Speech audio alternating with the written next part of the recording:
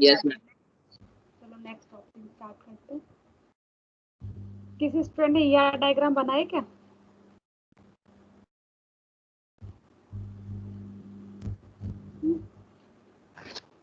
नहीं बनाए होंगे। तो आपका नेक्स्ट टॉपिक है database model. DBMS database model होते क्या हैं? मुझे क्या करना है, किसी का भी स्ट्रक्चर या उसका लेआउट को डिफाइन करना, उसके लॉजिकल डिजाइन को जब मैं डिफाइन करती हूँ, उसके स्ट्रक्चर को जब मैं डिफाइन करती हूँ, और मेरा जो लेआउट या स्ट्रक्चर जब मैं डिफाइन करती हूँ तो मैं उसमें कितना स्टोरेज कर सकती हूँ, उसके अंदर क्या अपडेट कर सकती हूँ, क्या डिलीट कर सकती हूँ, क्या डेटा एक्सेस कर सकती हूँ, उसे कहते हैं डेटाबेस मॉडल। ठीक है, वापस बताती हूँ कि जब हम डेटाबेस मॉडल की बात करते हैं तो उसकी डेफिनेशन क्या होती है। मैं किसी भी डेटाबेस की लॉजिकल डिजाइन, उसका स्ट्रक्चर को डिफाइन करती हूँ, और how to data will be store, मतलब मैं डेटा किस तरह से स्टोर कर सकती हूँ, एक्सेस कर सकती हूँ, and update and delete, in function को मैं किस तरह से परफॉर्म कर सकती हूँ अपने एक मॉडल के अंदर या अपने एक स्ट्रक्चर के अंदर। तो उस स्ट्रक्चर को हम क्या कहते हैं, डेटाबेस मॉडल कहते हैं।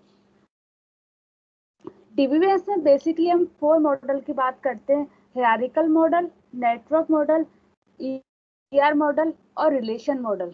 वैसे तो बहुत होते हैं, उप्स मॉडल भी होता है, ऑब्जेक्ट ओरिएंटेड प्रोग्रामिंग मॉडल भी होता है, XML मॉडल भी होता है इसमें, लेकिन जो बेसिकली हम जो डिस्कस करते हैं डेटाबेस मॉडल में वो 4 मॉडल होते हैं। ठीक है, हायरार्की मॉडल का मीन क्या होता है कि हायरार्की मॉडल में एक ये क्या होता है, आपको डायग्राम शो हो रहा होगा, एक ट्री फॉर्म में होता है। ठीक है, इसको हम बेसिकली डिफाइन करते हैं ट्री फॉर्म के अंदर। ट्री फॉर्म के अंदर क्या होता है, इसके अंदर एक रूट मॉडल होता है या एक रूट होती है। ठीक है, रूट का मतलब होता है पेरेंट होता है। ठीक है, पेरेंट से क्या होता है, सब चाइल्ड होती है, पेरेंट सब चाइल्ड। कौन सा रिलेशन हो रहा है इसमें, 1 to many, मतलब एक इसके अंदर रूट मोड होगा, एक ही रूट मोड होता है, और उसकी क्या होती है, मैनी चाइल्ड चिल्ड्रन हो सकते हैं या लीफ हो सकती है उस रूट नोड की। वो आता है आपका हायरार्की मॉडल। फॉर एग्जांपल, जैसे कि मैंने क्या किया है, कॉलेज का एक एग्जांपल ले लिया। कॉलेज का एग्जांपल, मेरा कॉलेज है, वो क्या हो गया, मेरा रूट हो गया। ठीक है, एक कॉलेज रूट हो गया, उसके डिपार्टमेंट क्या हो गया और इंफ्रास्ट्रक्चर क्या हो गया, मेरे पास चाइल्ड हो गए। ठीक है, कॉलेज एक है, इससे क्या होती है, 2 चाइल्ड क्या हो रहे हैं, ड्राइव हो रहे हैं, डिपार्टमेंट और इंफ्रास्ट्रक्चर। ठीक है, नेक्स्ट क्या है, डिपार्टमेंट। डिपार्टमेंट एक डिपार्टमेंट से कितने लीफ या चाइल्ड ड्राइव हो रहे हैं, कोर्स, टीचर, स्टूडेंट, 3 चाइल्ड या 3 लीफ क्या हो रही है, ड्राइव हो रही है। फिर कोर्स से कितनी हो रही है, थ्योरी एंड लैब, इस तरह से हो रही है। ये बैकवर्ड नहीं जा सकता। जब हम हायरार्किकल मॉडल की बात करते थे, इसमें क्या होता है, ये क्या होता है, 1 to many क्या कर रहा है, ड्राइव कर रहा है। अब इसे many to 1, वो 1 to many इसको नहीं कर सकते, मतलब रूट नोड इसके 2 नहीं हो सकते हैं। जैसे मैं बात करूँ डिपार्टमेंट इंफ्रास्ट्रक्चर की, यहाँ पर कॉलेज की जगह एक मैं क्या ले लूँ, यहाँ पर एस्टेब्लिशमेंट सेक्शन ले लूँ, ऐसा नहीं हो सकता। इसके अंदर जो आपके जो लीफ नोड या चाइल्ड नोड होती है, उसका एक ही रूट नोड क्या होता है, एक ही रूट नोड से वो क्या होती है, ड्राइव होती है। आपने देखा होगा, यहाँ पर आपको मतलब शो हो रहा है इस एग्जांपल में। ठीक है, नेक्स्ट होता है नेटवर्क मॉडल। नेटवर्क मॉडल होता तो हायरार्किकल मॉडल की तरह, इसका एक्सटेंड करते हैं, किसको एक्सटेंड करते हैं, हम हायरार्किकल मॉडल को एक्सटेंड करते हैं किसके अंदर, नेटवर्क मॉडल के अंदर। नेटवर्क मॉडल का डायग्राम आपको दिख रहा है, नेटवर्क मॉडल में वही होता है कि इसको क्या किस फॉर्म में, ग्राफिकली फॉर्म में क्या करते हैं, हम रिप्रेजेंट करते हैं। नेटवर्क मॉडल को हम ग्राफिकली फॉर्म में रिप्रेजेंट करते हैं। इसके अंदर क्या होता है, मल्टीपल रूट नोड भी हो सकती है, रूट नोड होती हैं, और मल्टीपल चाइल्ड नोड होती है। ठीक है, तो यहाँ पर multiple root node, multiple child node कैसे, जैसे कि मैं ना सी ड्राइव कर, C2 चाइल्ड है मेरा, C2 चाइल्ड कितने रूट नोड से ड्राइव हुआ है, B1 और B2, 2 रूट नोड से ड्राइव हुआ है। ठीक है, तो ऐसा नहीं है कि जैसे C2 जो चाइल्ड है एक ही रूट नोड से ड्राइव हुआ है, ये 2 रूट नोड से ड्राइव हुआ है, तो ये कौन सा रिलेशनशिप हो गया, मैनी टू मैनी। जो हायरार्किकल मॉडल था वो था 1 to many रिलेशन था, उसके अंदर एक रूट नोड होती है, एक रूट नोड के मल्टीपल क्या हो सकते हैं, चाइल्ड हो सकते हैं। लेकिन नेटवर्क मॉडल के अंदर मल्टीपल चाइल्ड हो सकते हैं और मल्टीपल रूट नोड हो सकती है। फॉर एग्जाम्पल जो C2 चाइल्ड है वो कितनी रूट नोड से ड्राइव हुआ है, B1 और B2 दो रूट नोड से ड्राइव हुआ है, और C1 और C2 जो दो चाइल्ड हैं वो कहाँ से ड्राइव हुआ है, B1 से।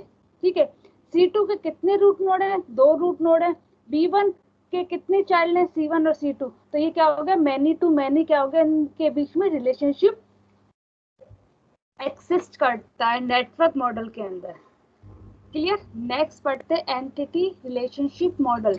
एंड हाँ, तुझे कोई डाउट है बेटा? नेक्स्ट है एंड, हाँ बोलो बेटा।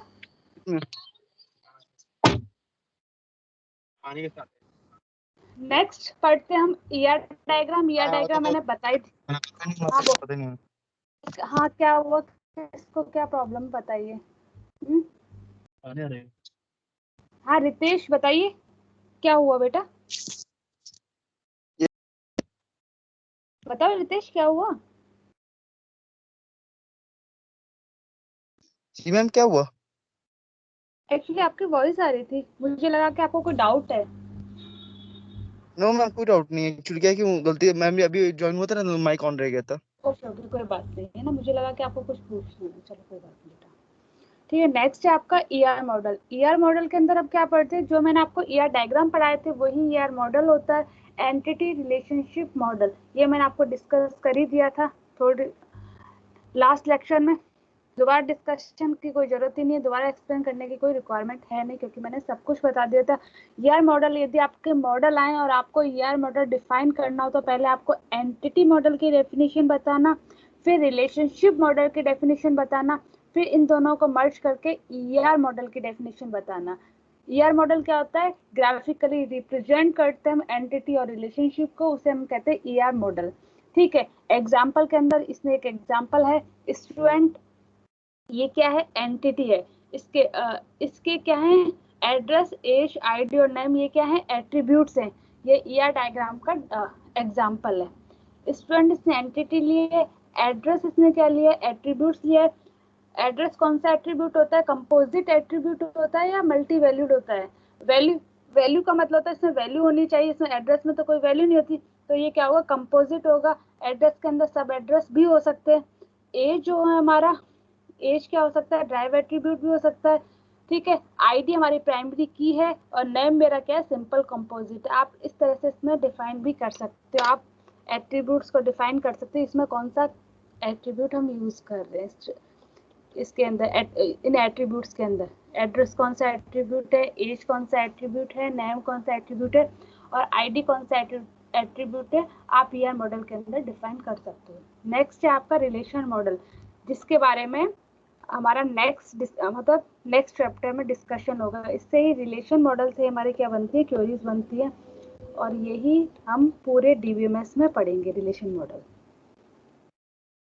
ठीक है, रिलेशन मॉडल किसकी फॉर्म में होता है, टेबल की फॉर्म में होता है। जब हम डेटा को टेबुलर फॉर्म में स्टोर करते हैं तो वो क्या बन जाता है, वो क्या होता है, हमारा रिलेशन मॉडल, या रिलेशन को हम क्या कहते हैं, रिलेशन मॉडल। ठीक है, रिलेशन किसी, जैसे जो आपने टेबल बनाई है उसके नाम को हम कहते हैं रिलेशन, और जो मॉडल हम बना, और जो टेबल बनती है कंप्लीट होके, वो हमारा हो जाता है रिलेशन मॉडल। किसी भी डेटा को टेबुलर फॉर्म में स्टोर करना, या किसी भी डेटा को टेबल फॉर्म में स्टोर करना, सेव करना, वो होता है हमारा रिलेशन मॉडल। टेबल फॉर्म में हमको कॉलम एंड रो, ये दो एट्रीब्यूट्स यूज करते हैं, कॉलम और रो, ये दो कंपोनेंट यूज करते हैं टेबुलर फॉर्म में। रो को हम कहते हैं टपल, कॉलम को हम कहते हैं एट्रीब्यूट।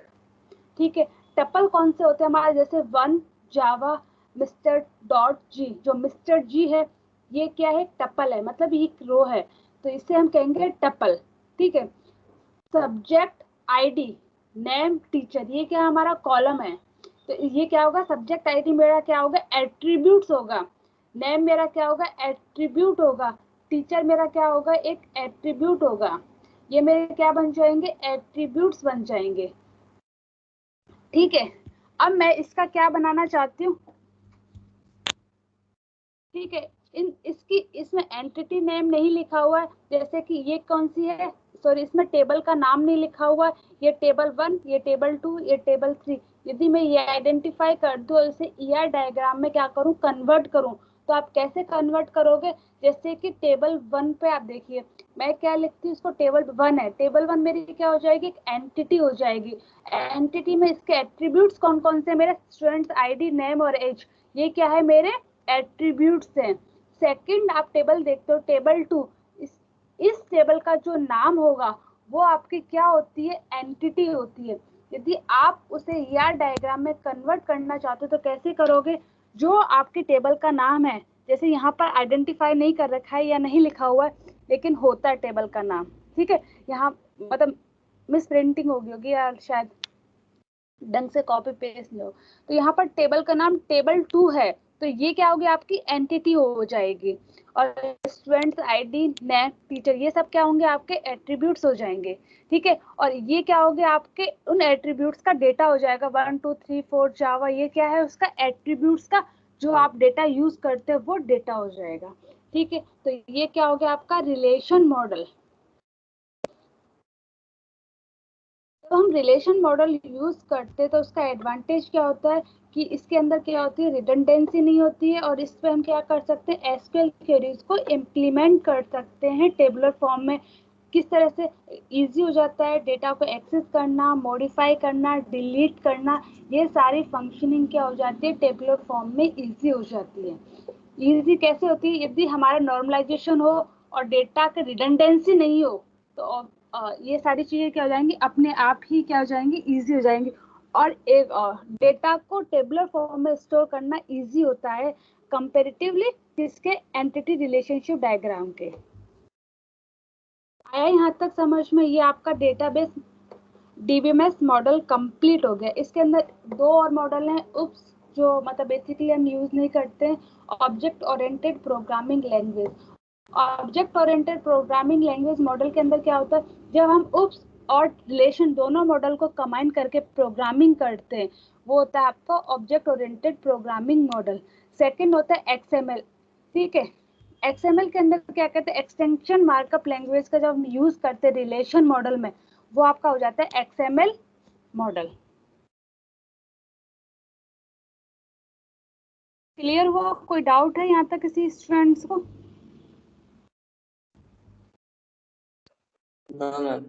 ठीक है, नेक्स्ट टॉपिक करवाते हैं आपको।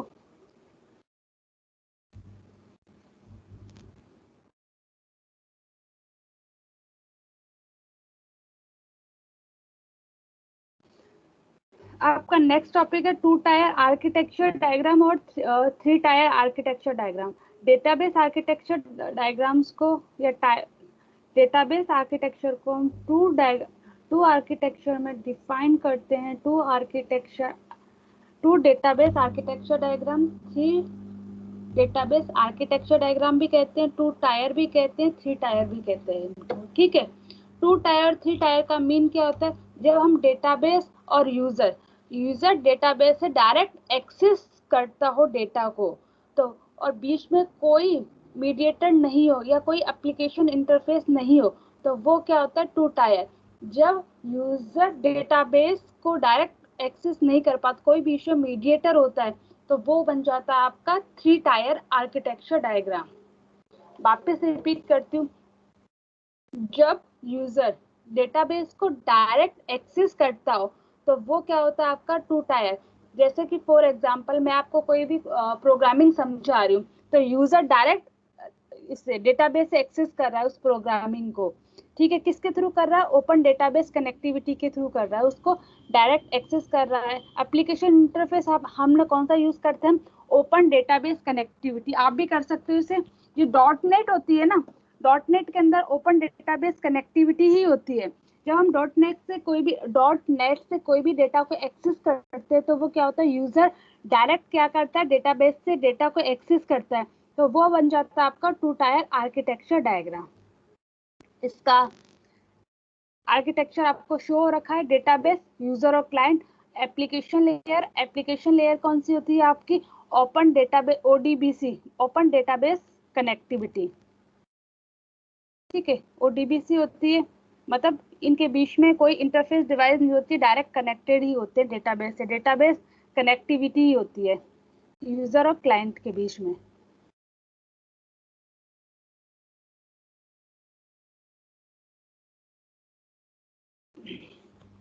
इसका एग्जांपल है MS एक्सिस। एक्सिस किसी ने यूज किया हो तो जो 2 टायर आर्किटेक्चर डायग्राम हम MS एक्सिस के अंदर भी यूज करते हैं।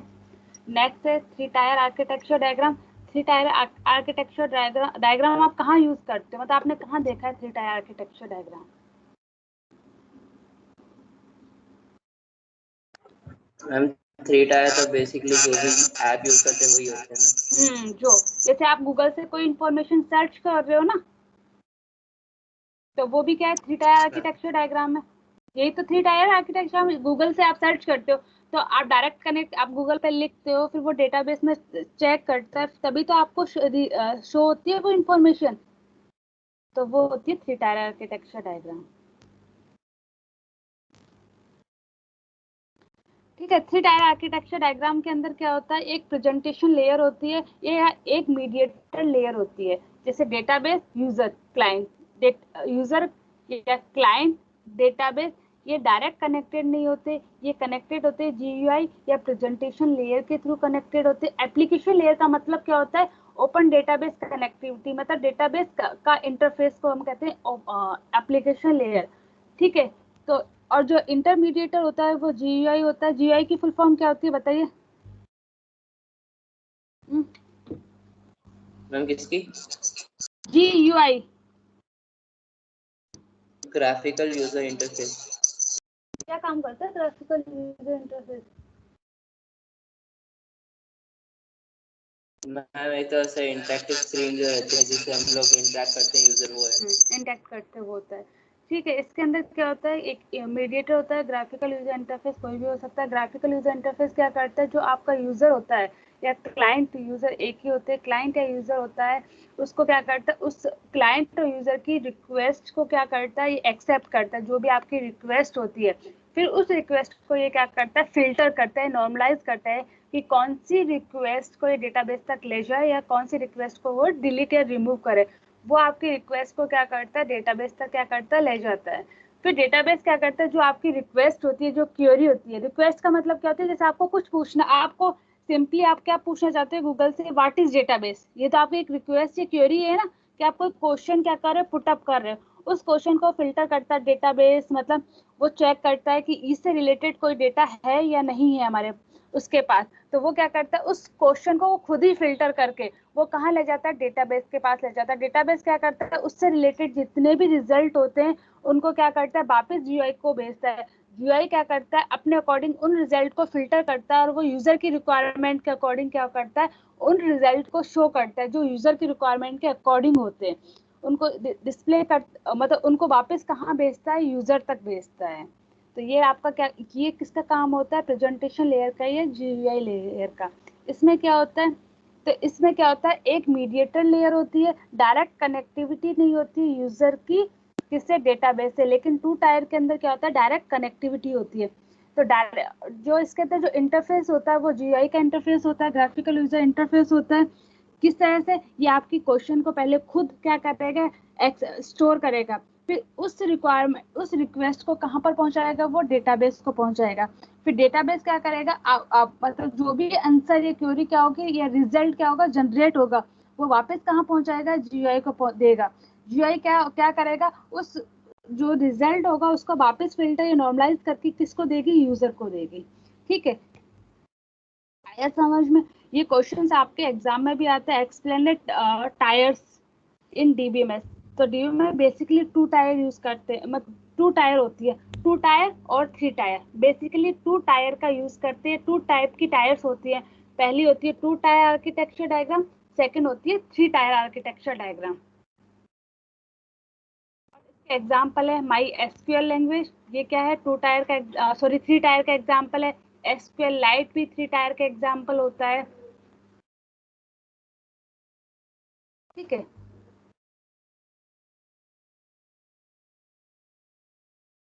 नेक्स्ट है आपका, यहाँ तक समझ में आया? और कोई भी डाउट है अब तक का जितना भी टॉपिक रिकवर करवाया है आप पूछ लो।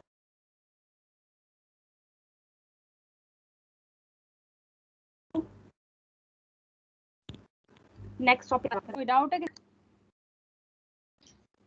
हाँ स्टूडेंट, किसी को कोई डाउट है? नहीं है? मैं चलो मैं आपसे क्वेश्चन पूछती हूँ।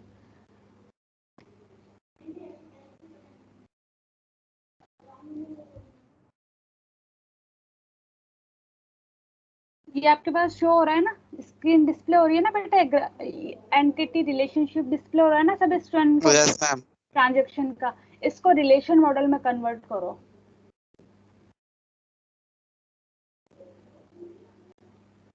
मैंने बताया था ना, रिलेशन मॉडल के अंदर ट्रांजैक्शन क्या हो जाएगी, आपका टेबल का नाम हो जाएगा ये एट्रीब्यूट। तो इसको रिलेशन मॉडल में कन्वर्ट करके बताओ क्या होगा, किस तरह से कन्वर्ट करोगे।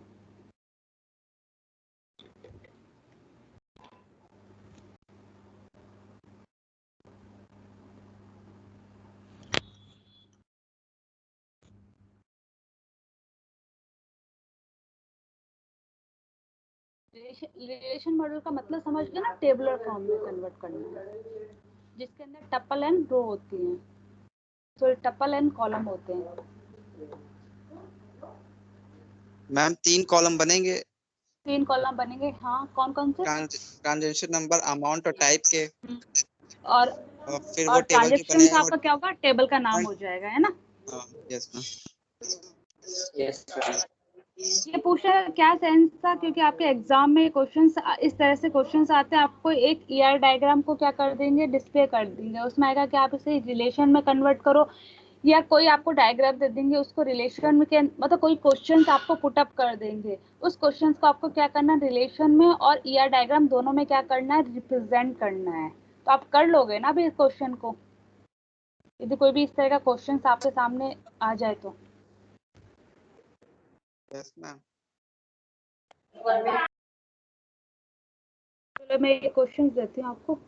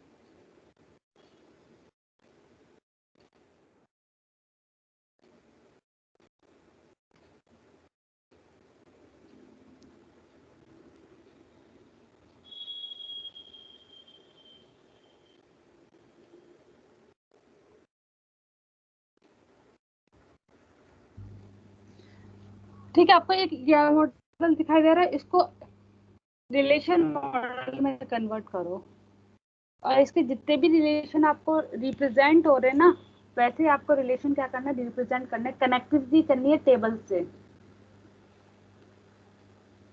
कर लोगे? समझ में आ रहा है कुछ? तो छोटा ही। इतना छोटा कहाँ? अच्छा, इमेज क्लियर नहीं है। इमेज क्लियर नहीं है। मैम डायग्राम भी बहुत बड़ा है मैम, क्या टाइम लग जाएगा मैम, 2 मिनट दीजिए। डायग्राम बेटा बड़ा तो नहीं है, इतने तो बेसिकली आते ही हैं।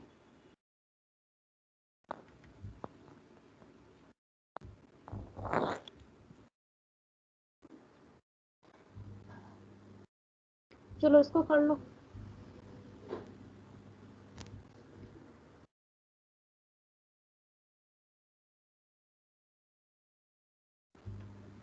ये तो कर लोगे ना आप लोग, ये वाला इमेज, शायद इसकी इमेज भी क्लियर है ना?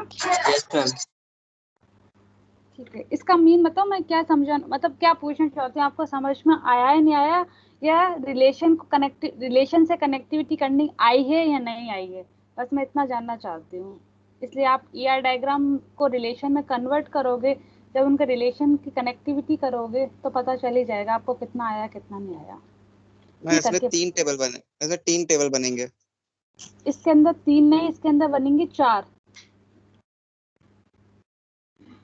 स्टूडेंट, लाइब्रेरी भी तो एंटिटी है। Yes ma'am. Yes ma'am. क्या हुआ, एंटिटी तो है लाइब्रेरी, एक टीचर है और एक बुक है, ये 4 टेबल हैं।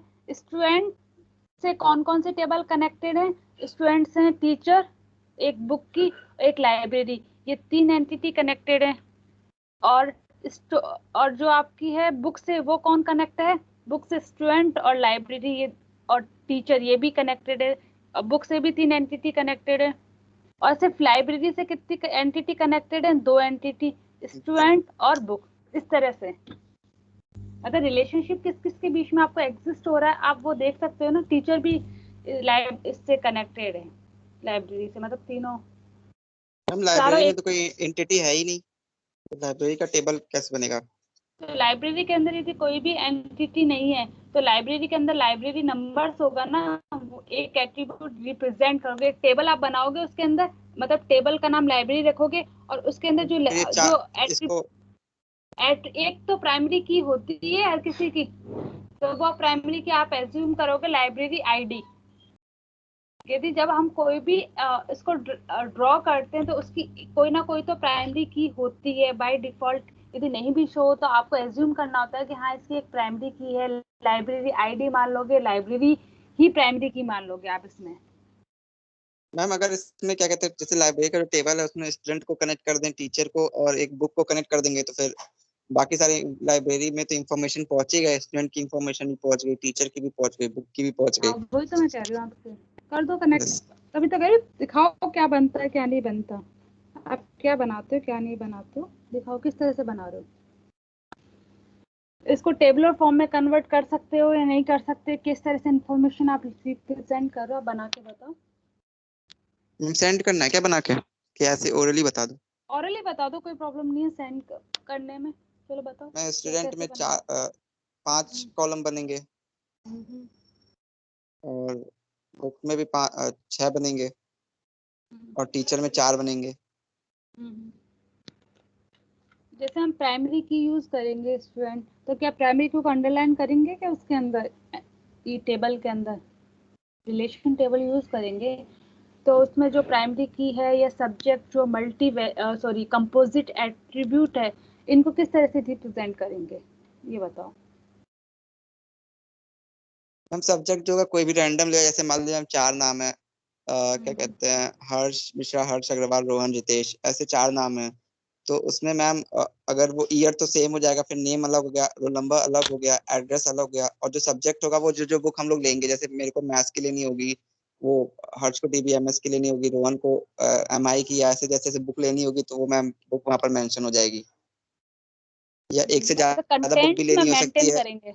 अगर ज्यादा बुक लेनी होगी तो मैम उसी कंटेंट में, सब्जेक्ट के कंटेंट में जो कॉलम रहेगा, जैसे मेरा कॉलम रहेगा हर्ष मिश्रा कॉलम, अगर मेरे को एक से ज्यादा बुक लेनी होगी तो उस सब्जेक्ट में मेंशन कर दूंगा कि मैथ्स की लेनी है, DBMS की बुक लेनी है, ऐसे करके। जैसे हम सब्जेक्ट लेते हैं, सब्जेक्ट मेरे क्या हो जाएगी, एंटिटी हो जाएगी, मतलब जो टेबल का नाम है वो या रिलेशन है वो कौन सा स्टूडेंट है, तो आपको समझ में आ जाएगा। ठीक ठीक है। जो रोल नंबर है, जब भी हम किसी भी टेबल को डिजाइन करते हैं, रोल नंबर जो है मेरी प्राइमरी की है, सिर्फ मैं इसको अंडरलाइन करूंगी एक एट्रीब्यूट्स में, और किसी भी चीज को और एट्रीब्यूट्स को मैं डिफाइन नहीं करूंगी। और एट्रीब्यूट्स को मैं किस में डिफाइन करती हूँ? कंटेंट्स में डिफाइन करती हूँ। जैसे कि मेरा नाम है, किसी का नाम 001 है, ठीक है, सॉरी नाम 001 नहीं होगा, नाम किसी का AB है, ठीक है, रोल नंबर 01 है, ठीक है, ईयर उसका 2005 या 6 मान लेते हैं, वो एड्रेस मैंने लिख दिया। सब्जेक्ट यहाँ पर क्या दिखाया? कंपोजिट दिखा रखा है। अब मैं सब्जेक्ट कैसे डिफाइन करूंगी? यदि जिसकी ID 01 है, नाम AB है, ईयर 2006 है, और एड्रेस जैसे कि भरतपुर का जो राजेंद्र नगर जो भी है, मैंने ये इसमें लिख दिया है, तो सब्जेक्ट उसी 001 प्राइमरी की में 2 या 3 सब्जेक्ट लिख दूंगी, जैसे DBMS, माइक्रो प्रोसेसर या AI। ये मैंने क्या कर दिया? 3 सब्जेक्ट क्या कर दिए? उसी के अंदर लिख दिए, 01 के अंदर। मतलब एक कंटेंट्स के अंदर 01 जो जिसकी प्राइमरी की है, उसके अंदर मैं 2 या 3 सब्जेक्ट क्या कर सकती हूँ? लिख सकती हूँ। तो ये कंटेंट के अंदर मेंशन करते हैं हम सब्जेक्ट्स को। ये जो भी कंपोजिट एट्रीब्यूट्स होता है, वो हम किसमें? एट्रीब्यूट्स के अंदर कोई भी मतलब एट्रीब्यूट्स के अंदर जो आपके एट्रीब्यूट्स है ना, उनको छेड़ते नहीं है, उनको कुछ ना तो अंडरलाइन करेंगे टेबुलर फॉर्म में, ना कुछ करेंगे, सिर्फ अंडरलाइन हम प्राइमरी की को करते हैं ना। उसमें इलिप्स बनाएंगे, टेबुलर फॉर्म में तो इलिप्स बना ही नहीं सकते ना, क्योंकि टेबल फॉर्म में। तो हम कहाँ पर उसको डिस्क्राइब करेंगे कि ये क्या है, कंपोजिट है या मल्टी वैल्यूड है? हम टेबल के कंटेंट्स के अंदर उसको आइडेंटिफाई करते हैं, ठीक है। वो क्लियर यहाँ तक? Yes ma'am. ठीक है। अब जैसे कि मैंने स्टूडेंट्स बना ली थी एक टेबल, एक बुक बना ली है, बुक में भी इस तरह से प्राइमरी की यूज कर लिए। सबसे फर्स्ट एलिमेंट हम यूज करेंगे टेबल के अंदर, वो प्राइमरी की यूज करेंगे। फिर उसके बाद आप जैसे कि इस तरह के सीक्वेंस में भी यूज कर सकते हैं। रोल नंबर पहला element, second name, year third, subject fourth and address. इस तरह से प्राइमरी की पहला, name, second, third, fourth, fifth, इस तरह से आप यूज करते हैं। जो फर्स्ट एलिमेंट या फर्स्ट कॉलम या फर्स्ट कॉलम को ही हम एट्रीब्यूट्स कहते हैं। जो हम पहला फर्स्ट एट्रीब्यूट यूज करते हैं वो प्राइमरी की होता है। तो हम बुक आईडी से स्टार्ट करते हैं यहाँ पर, ठीक है। और बुक मेरा क्या होता है? आपका रिलेशन भी कहते हैं, रिलेशन टेबल नेम भी कहते हैं, और टेबल का नाम भी कहते हैं ये। और जो टेबल रिलेशन नेम होते वो सब क्या होते हैं? एंटिटी होते हैं। तो बुक मेरी क्या हो जाएगी? टेबल का नाम हो जाएगा, एंटिटी हो जाएगी। स्टूडेंट और बुक, इन दोनों की मैं क्या कर दूंगी? कनेक्टिविटी कर दूंगी आपस में, ठीक है। अब मेरे पास क्या हो गया? इन दोनों की कनेक्टिविटी की है, तो मीडिएटर कौन सी टेबल है? टीचर। तो मैं वैसे क्या करूंगी? पहले स्टूडेंट की कनेक्टिविटी करूंगी टीचर से, ठीक है, मतलब जो टीचर की टेबल बनाई है उससे। रिलेशन टेबल कौन सी है? रिलेशन कौन सा? मेरे टीचर से। स्टूडेंट रिलेशन की कनेक्टिविटी करूंगी, डायरेक्ट आपको एरो कनेक्ट करना है स्टूडेंट की टीचर से, टीचर की बुक से, और बुक की लाइब्रेरी से। इस तरह से आपस में क्या हो जाएंगे? सब कनेक्टेड हो जाएंगे। आया समझ में? Yes ma'am. यहाँ तक किसी को भी कोई डाउट है? जो आपको एक्सप्लेन कराया है जितने भी कंटेंट्स में, तो जो भी टॉपिक में, तो आप पूछ लीजिए DBMS में। नेक्स्ट टॉपिक आपका database architecture diagram कराऊंगी।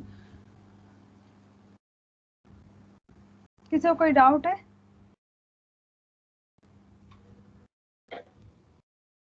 No ma'am. क्या कर रहे हो बेटा?